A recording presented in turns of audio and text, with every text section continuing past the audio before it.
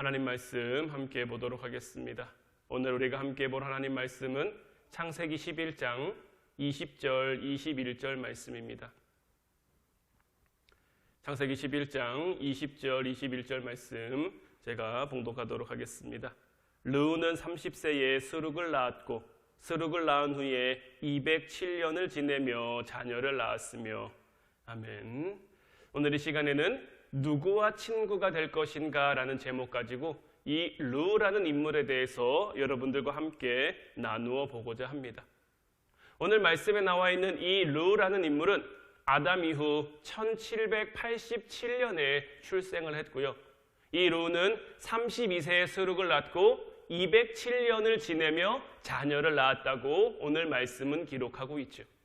르우는 239세, 그러니까 아담 이후 2026년에 그 생을 마감하게 됐고요. 노아와는 219년 동시대를 살았어요. 이 르우라는 이름의 어원은 두 가지 유래에서 찾아볼 수 있는데, 첫 번째는 히브리어 레이라는 말이에요. 가축을 돌보거나 방목하는 목초지를 뜻하는 명사인데, 이 레이에서 르우라는 이름이 왔다고 보는 것도 있고요. 또 히브리어 라라는 단어에서 이 르우라는 이름이 왔다고 보는 경우도 있는데, 이 라라는 이름의 뜻은 방목하다, 기르다, 사귀다. 그래서 이 르우라는 이름의 뜻은 뭐냐? 특별한 친구가 되다라는 뜻을 가지고 있는 이름이에요. 그의 아버지 벨렉은 신앙의 조상이었던 에벨이 떠난 이후로, 유브라데 강 건너로 떠난 이후 그곳에는 이제 더 이상 마땅한 신앙의 지도자가 남아있지 않았어요. 불안정하고 불완전한 그 세상 가운데 자기의 아들이 원만한 관계 속에서 살아가기를 바랬어요.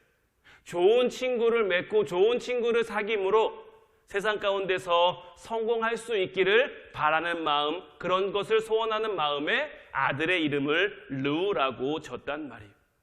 그러나 우리가 분명히 알아야 될 것은 뭐냐면, 우리가 신앙의 부모로서 하나님과 친구가 되는 법을 먼저 가르쳐줘야지, 하나님과 함께 교제하는 법을 먼저 가르쳐줘야지, 세상 사람들처럼 인간관계에서 최고가 되길 원하는 삶을 살아가길 바라면 그 삶은 결국 무너질 수밖에 없고 실패할 수밖에 없다라는 거예요.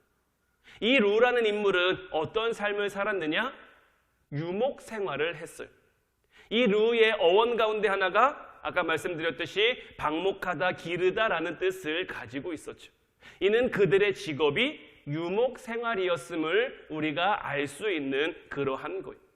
고대 농경 사회의 생계 유지는 가축을 기르는 일이나 아니면 농사를 짓는 일이 대부분이었어요. 유목 생활의 특징이 무엇입니까? 물을 찾아서, 목초지를 찾아서 여기저기 가축을 이끌고 이동하는 삶이죠. 일반적으로 봄이나 가을에는 목초지를 찾아서 크게 대이동을 합니다. 대대적인 이동을 하고 또 그 방목지 안에서도 이리저리 소이동을 한단 말이에요.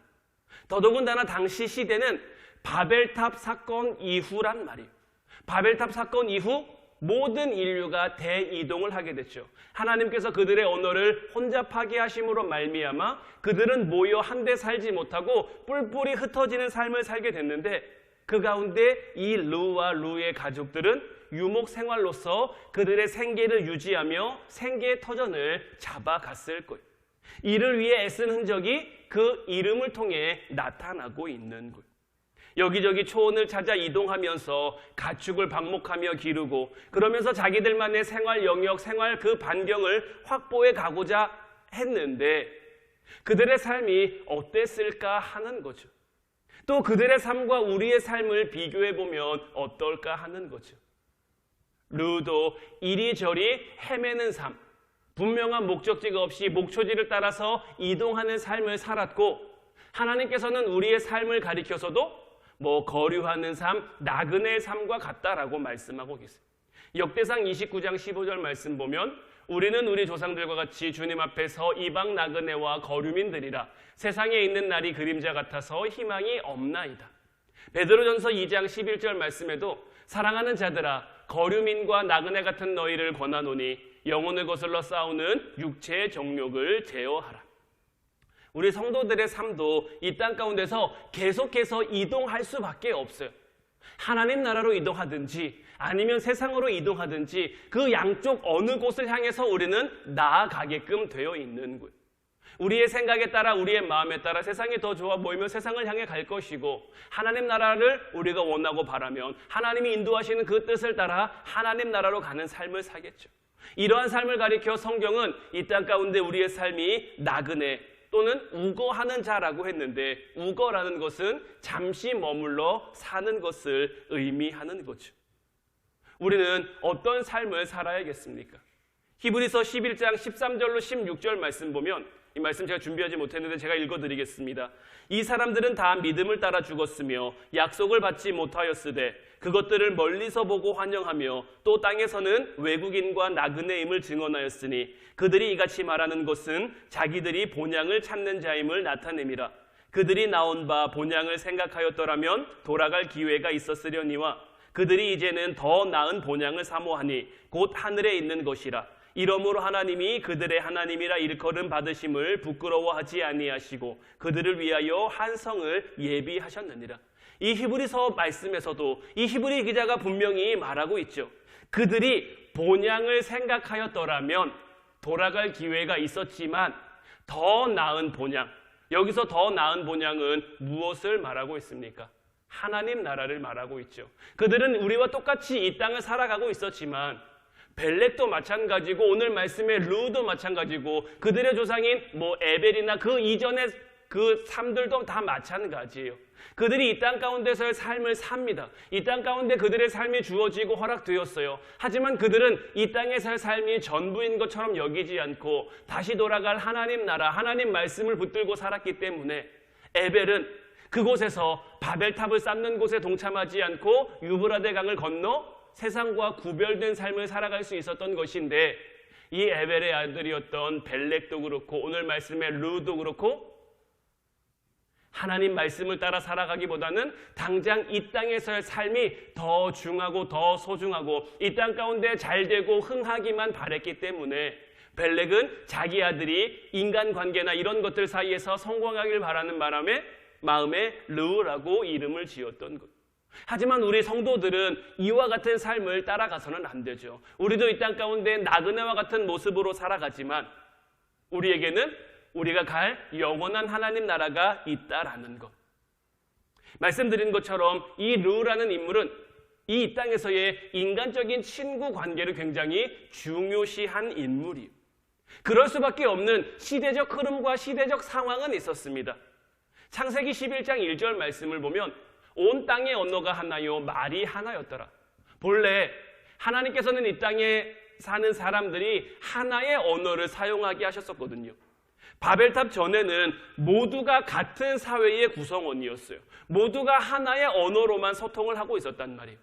그런데 하나님께서 그들의 어리석은 반역에 대한 그 벌로 언어를 혼란하게 하셨고 그 결과 사람들이 세계 곳곳으로 뿔뿔이 흩어지게 됐는데, 모든 인간은 관계성 안에 존재합니다.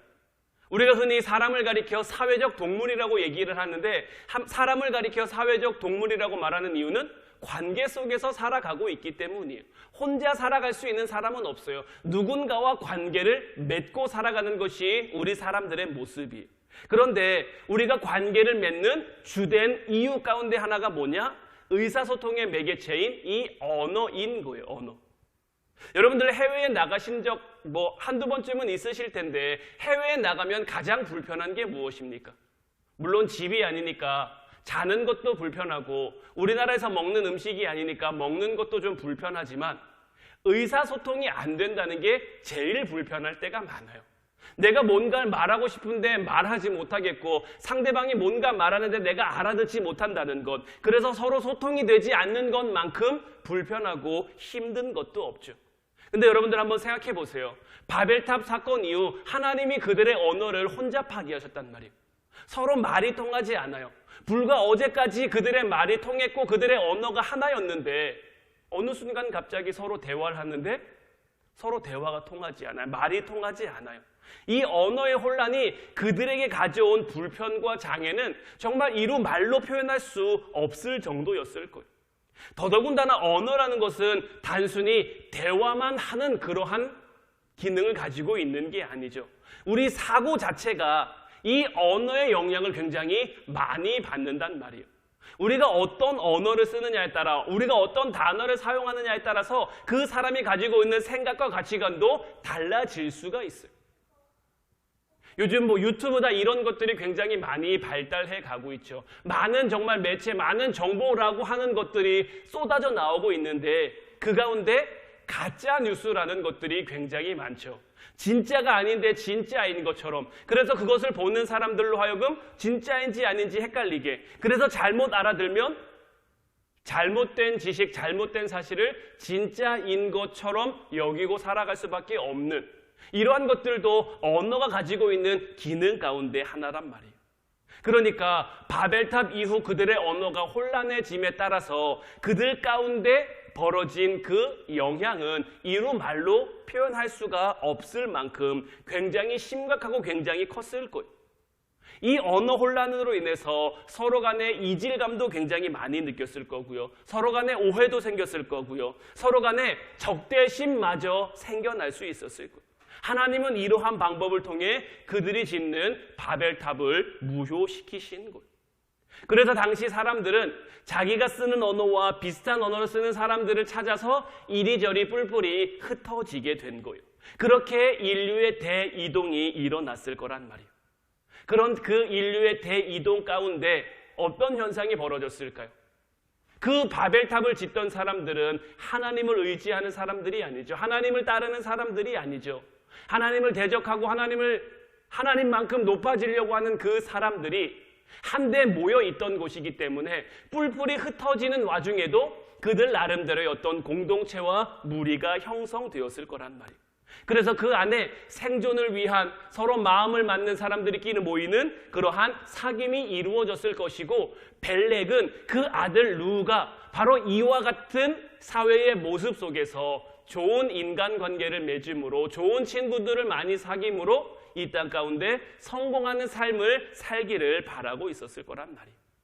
이해관계, 유대관계, 친분관계를 다지는 일들이 그들 가운데 매우 중요했을 것이고, 르우는 이러한 것에 중점을 두고 그 삶을 살아갔어요. 그래서 인간적인 그 친구 관계를 중요시하는 삶을 살아간 거죠. 그러나 하나님이 빠진 인간적인 친구 관계는 결국 우리의 발목을 이 땅 가운데 묶어두려는 사단의 계략임을 우리는 결코 잊지 말아야 해요. 만약에 르우가 사람들과의 관계보다, 인간적인 친구 관계를 맺는 것보다 위에 계신 하나님과의 관계 회복에 더 힘을 썼다면 그 삶이 어땠을까요? 그럼 아마 그는 이 땅에서의 어떤 인간관계에 붙잡혀 전전긍긍하지 않고 그의 후손이긴 합니다마는 아브라함과 같이 그 땅을 떠나 그의 할아버지가 유브라데 강을 건너갔던 것처럼 그곳을 따라가 이 땅에서 나그네서의 참된 신앙을 회복하기 시작했을 거예요. 인간들은 바벨탑 사건 이후 흩어졌는데 그들의 삶은 어떻게 됐을까요? 바벨탑 이후 그들의 삶은 또다시 공동체를 키우고 또다시 그들 나름대로의 힘을 키우고 삶의 터전을 자리 잡으면서 서로의 것을 빼앗기 위해 더 강해지기 위해 죄의 성을 쌓기 시작한 거죠. 어딜 가든지 참 우리 인간은 죄 짓는 일에 익숙한 것 같아요. 어디를 가든지 뭘 하든지 간에 좋은 생각보다는 나쁜 생각이 우리 안에 먼저 드는 것 같아요. 그래서 이들은 어디로 가든 하나님의 그 언어 혼란으로 말미암아 뿔뿔이 흩어지게 됐지만 하나님 앞에 도전하고 범죄할 목적으로 더 뭉치기 시작하고 더 세력을 꾸미기 시작해서 이제는 가문과 가문, 족장과 족장이었다면 이제 나라와 나라가 서로 대적해서 전쟁을 하고 서로 빼앗고 싸우는 그러한 일들이 벌어지게 된 거죠. 이러한 시대 가운데 우리는 어떤 삶을 살아가야겠습니까? 우리는 하나님의 친구가 되는 삶을 살아갈 수 있어야 되는 거예요. 참 성도는 하나님의 친구가 되어야 하는 거예요. 르우와 같은 시기쯤에 하나님을 믿는, 하나님을 따랐던 그 경건한 신앙을 지키던 노아 이후로 에벨까지의 모든 사람들, 그들은 다 유브라데 강을 건너 구별된 땅으로 갔을 거예요. 거룩한 신앙 공동체를 세웠을 거예요. 에벨을 따라 나서지 않고 강 이편에 남아있던 벨렉이나 루나 그 후손들은 아마 이렇게 생각했을지도 몰라요. 우리가 여기서도 얼마든지 하나님 잘 믿을 수 있다. 우리가 여기서도 얼마든지 하나님 잘 따르고 잘 섬길 수 있다. 그런데 어떻습니까? 인본주의적인 우상 공동체 안에 그들이 들어가 그들은 온전한 신앙을 지킬 수 없게 됐어요. 우리가 아브라함과 조카 롯을 봅니다. 아브라함이 조카 롯을 데리고 그 갈대아 우르를 떠나 가나안으로 간단 말이에요. 그런데 하나님께서 아브라함에게 복을 주셨고 그 복의 영향력이 롯에게까지 미쳐서 롯도 하나님의 은혜, 하나님의 축복을 많이 받게 됐단 말이에요. 그러니까 아브라함도 부자가 되고 조카 롯도 부자가 됐어요. 그들의 재물이 서로 많아져서 그들의 가축이 서로 많아져서 더 이상 함께 하기가 쉽지 않아졌어요. 그들의 가축을 다루는 그 목자들이 서로 분쟁하고 다투기 시작한 거예요. 그래서 아브라함이 부르죠. 네가 동하면, 네가 좌하면 나는 우하고 네가 우하면 나는 서하겠다. 그래서 우리가 여기서 헤어지자.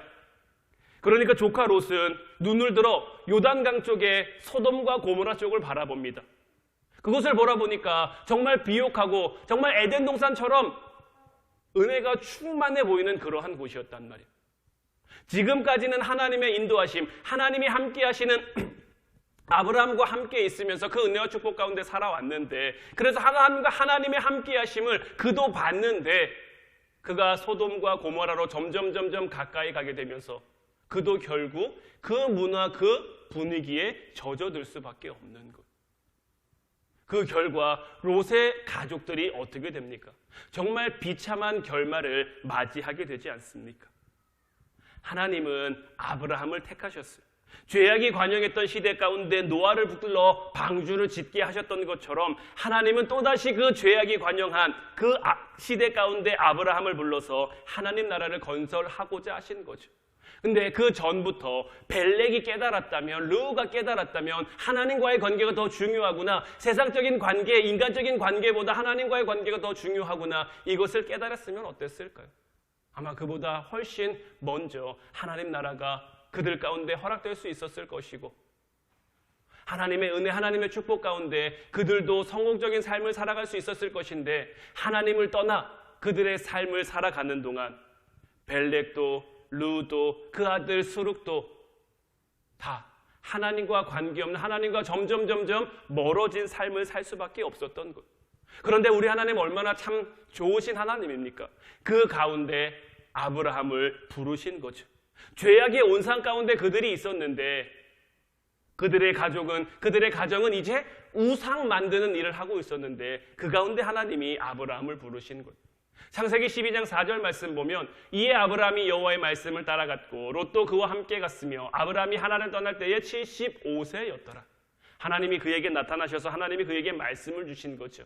이 말씀을 히브리서에 나와 있는 히브리 기자의 표현으로 보면 믿음으로 아브라함은 부르심을 받았을 때에 순종하여 장래의 유업으로 받을 땅에 나아갈새 갈 바를 알지 못하고 나아갔으며 아브라함은 하나님이 부르시는 그 말씀을 따라 순종해서 알 바를 알지 못하고 내가 어떻게 될지 내 앞에 어떤 일이 펼쳐질지 알지 못하고 믿음으로 나아간 거예요. 하나님이 주신 말씀 붙들고 순종하며 그렇게 나그네의 길을 시작한 것이고 이 나그네의 길을 걷기 시작한 이 아브라함을 향해 하나님은 벗이다라고 칭해 주신 것.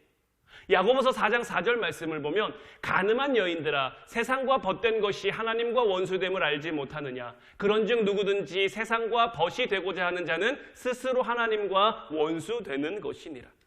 벨렉도 르우도 수룩도 나홀도 감히 하나님과 벗이 될 생각을 못했어요. 세상 가운데 세상에 젖어서 그들과 친구가, 강한 자들과 친구가 되고 힘 있는 자들과 친구가 되고 세상 가운데 나에게 유익이 되고 나에게 만족이 줄 만한 것들과 벗을 삼으려고 살아가던 그런 시대 가운데 아브라함만 홀로 결단하고 움직일 수 있었던 것. 그 이유가 어디 있습니까? 아브라함이 세상과 벗 되기를 포기하고 하나님의 벗이라 칭함을 받을 정도로 하나님과 친밀해지기를 더 갈망하고 소원했기 때문인 것. 그래서 이사야 41장 8절 말씀을 보면 그러나 나의 종 너 이스라엘아 내가 택한 야곱아 나의 벗 아브라함의 자손아라고 나의 벗이라고 아브라함을 부르고 있고요.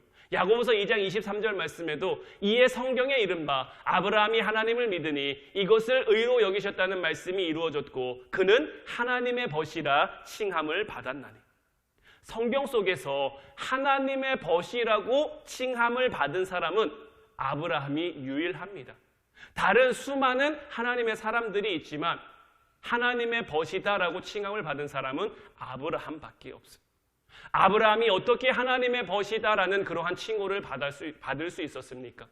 세상의 관계보다 세상의 어떤 그러한 것들보다 하나님의 말씀을 따라 순종하는 그가 하나님이 약속해 주신 그것을 향해 나아갈 때 갈 바를 알지 못하고 어떤 유업이나 이런 것들을 약속받고 간 것이 아니라 어떻게 될지 무슨 일이 벌어질지 모르지만 아직 알지 못하지만 하나님의 말씀을 믿고 나아간 그것을 그의 의로 여겨 하나님은 아브라함을 가리켜 하나님의 벗이다라고 칭해 주신 거죠.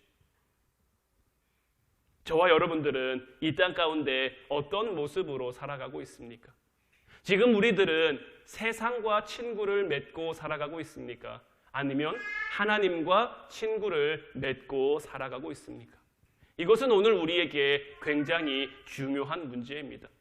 앞서 야고보서 4장 4절 말씀을 통해서도 말씀드렸지만 세상과 벗이 되고자 하는 자, 스스로 하나님과 원수가 되는 것이라고 하나님은 분명히 말씀하셨단 말이에요. 왜 세상과 벗이 되는 게 스스로 하나님과 원수 되는 걸까요? 세상과 벗이 돼서 세상과 사귐이 깊어지면 깊어질수록 우리의 마음을 뺏기기 때문이에요. 나는 안 그럴 거야. 나는 괜찮을 거야. 나는 구별할 수 있어. 나는 얼마든지 세상 가운데서도 그 안에 속해서도 하나님 바라보며 하나님과의 관계를 놓치지 않을 수 있어 라고 자신하는 분들이 있을지 모르겠습니다만은 우리가 그 환경에 젖어들면 그 환경 가운데 그 상황 가운데 빠져들면 어쩔 수 없이 우리는 약하고 우리는 부족하기 때문에 그 상황이 우리를 그렇게 만드는 거예요.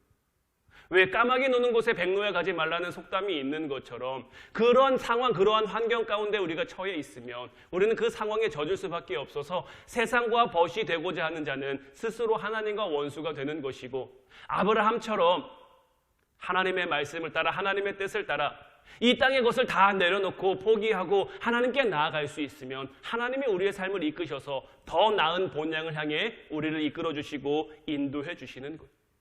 바라기는 이제 저와 여러분들의 삶이 정말 세상과 친구를 맺는 삶이 아니라 하나님과 친구 맺는 삶이 될 수 있기를 주님의 이름으로 축원해 드립니다.